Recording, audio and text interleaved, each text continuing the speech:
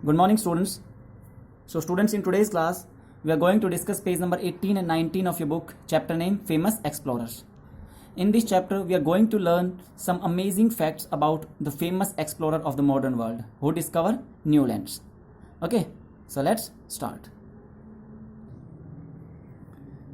During the age of discovery in the late 15th and early 16th century, explorers set out to discover new worlds. Let us read more about them. जो late 15th early 16th century थी उनको हम as of discovery कहते हैं, और कुछ famous explorers थे जिन्होंने नई दुनिया की, नई न्यू लैंड्स की डिस्कवरी की थी उस टाइम पे. So let's read about them. Okay, first is Ferdinand Magellan. Ferdinand Magellan was a Portuguese navigator and explorer. He and his crew were the first European to sail around the world, proving that it was round. In 1520, he discovered the Strait of Magellan and sailed across the Pacific Ocean. So the first is Ferdinand Magellan. Ferdinand Magellan जो थे वो एक Portuguese navigator थे, Portuguese navigator और explorer थे. उन्होंने अपने crew के साथ, वो पहले यूरोपियन थे जिन्होंने अपने क्रू के साथ दुनिया समुद्र के रास्ते दुनिया का चक्कर लगाया था, और उन्होंने इस बात को प्रूव किया था कि ये गोल है. Then it was round. In 1520 1520 के अंदर ही discovered the strait of Magellan and sailed across the Pacific ocean. उन्होंने जो स्ट्रेट ऑफ मैगेलन है उसकी खोज की थी और पैसिफिक ओशियन के चारों तरफ चक्कर लगाया था. Okay, next is Vasco da Gama. Vasco da Gama was a Portuguese navigator who travelled to India from 1497 to 1524. His voyages opened up the sea route to the east through the Cape of Good Hope. His discoveries made Portugal one of the most important sea trading nation. It's very important. Vasco da gamma जो थे वो भी एक Portuguese navigator थे जिन्होंने 1497 to 1524 India की यात्रा की. ओके, उनकी जो यात्राएं थी, his voyages opened up the sea route to east through the Cape of Good Hope. उनकी जो यात्राएं थी उन्होंने ईस्ट में यानी कि पूर्व में जो ट्रेड सी रूट था यानी कि जो समुद्र के रास्ते थे उनकी खोज की थी, उनकी शुरुआत की थी through the Cape of Good Hope. Okay, his discoveries made Portugal one of the most important sea trading nation.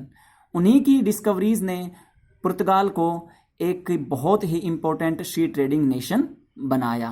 Okay, sea trading nation का मतलब कि जो समुद्र के रास्ते व्यापार करते हैं, ट्रेड करते हैं. Okay, next is an S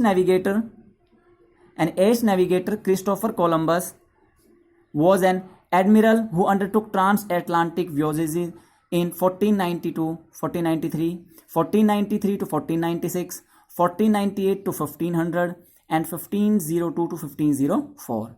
These excursions helped discover paths for European exploration and exploitation. He is also known as the discoverer of the new world.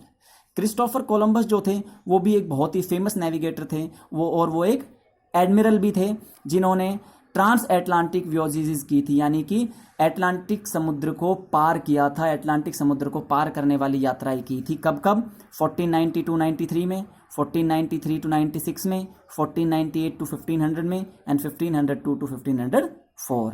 These excursions helped discover path for European exploration and exploitation. और इनकी जो ये यात्राएं थी, इनका जो ये भ्रमण था, एक्सकर्जन्स भ्रमण को बोलते हैं, इनका जो ये भ्रमण था, इन्होंने कई अलग अलग रास्ते यूरोपियंस के लिए खोल दिए थे, कई अलग अलग रास्तों की इन्होंने डिस्कवरी की थी. He is also known as the discoverer of the new world. इनको हम खोजकर्ता भी मानते हैं, न्यू वर्ल्ड, नई दुनिया का खोजकर्ता के नाम से भी हम इनको जानते हैं, Christopher Columbus. Okay, Marco Polo was a merchant from Venice and adventurer who traveled from Europe to Asia in 1271 to 1295. He reached beyond Mongolia and spent 17 years China, where he became a close friend of Kublai Khan. Marco Polo जो थे वो एक merchant थे Venice Italy से.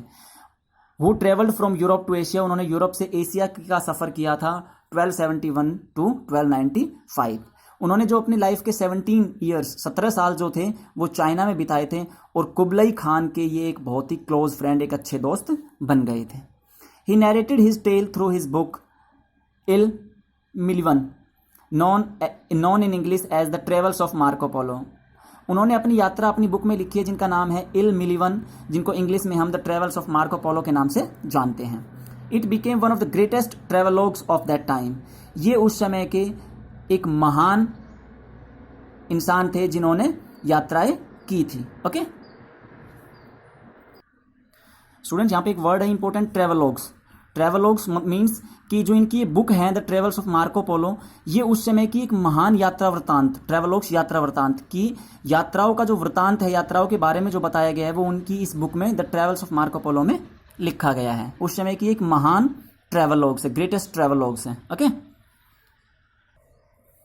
Next is Amerigo Vespucci was an Italian merchant and explorer navigator who took part in voyages to the New World in 1499 to 1500 and 1501 to 1502. It is named from which the word America comes. As a result of his voyages, he and scholars of those days first realized that the Americas were indeed a new world and not a part of Asia as Columbus and others had thought. सो जो Amerigo वेस्पुकी जो थे वो एक Italian merchant थे, explorer और navigator थे, जिन्होंने नई दुनिया की यात्राएं की थी 1499 टू 1500 एंड 1501 टू 1502 में। Okay as a result of his voyages, इनकी यात्राओं का ये रिजल्ट था, he and scholar of those days first realise that the America were indeed a new world. उनकी यात्राओं से उन्होंने ये बात निकल कर आई थी कि वो और उस समय के जो स्कॉलर्स थे, जो विद्वान थे, वो ये मानते थे कि अमेरिका जो है वो एक नई दुनिया है, वो एशिया का पार्ट नहीं है, जैसा कि as a Columbus and others had thought, जैसा कि कोलंबस और बाकी लोग सोचते थे। Okay next is Sir Francis Drake. Sir Francis Drake was an English admiral and the most renowned seaman of the Elizabethan age. Sir Francis Drake जो थे वो इंग्लिश एडमिरल थे, इंग्लिश आर्मी के जो इंग्लिश नेवी थी उनमें एक admiral की पोस्ट पर थे। In 1577 he was selected to lead an expedition intended to pass around South America and through the Strait of Magellan to explore the coast that lay beyond. 1577 1577 के अंदर उन्हें select किया गया एक अभियान के लिए, एक्सपीडिशन अभियान चलाने के लिए, कि वो साउथ अमेरिका के पास से स्ट्रेट ऑफ मैगेलन से होते हुए निकलेंगे और ऐसे तट की खोज करेंगे जो अभी भी उनकी पहुंच से दूर हैं। Okay he carried out the circumnavigation of the world between 1577 and 1580।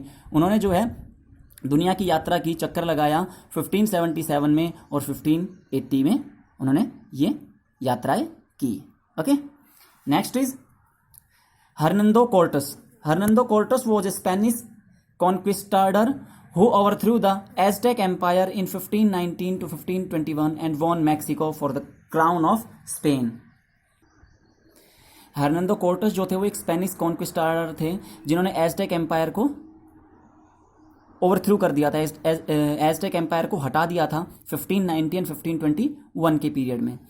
And won Mexico for the crown of Spain, और मैक्सिको को जीत लिया था स्पेन के लिए। Okay he explored Central America in order to find a strait that joined the Atlantic Ocean to the Pacific Ocean. इन्होंने Central America की यात्रा की, सेंट्रल अमेरिका में ये गए, वहां उन्होंने एक ऐसी स्ट्रेट खोजने की कोशिश की जो ज्वाइन करे अटलांटिक ओशन को डायरेक्ट पैसिफिक ओशन से।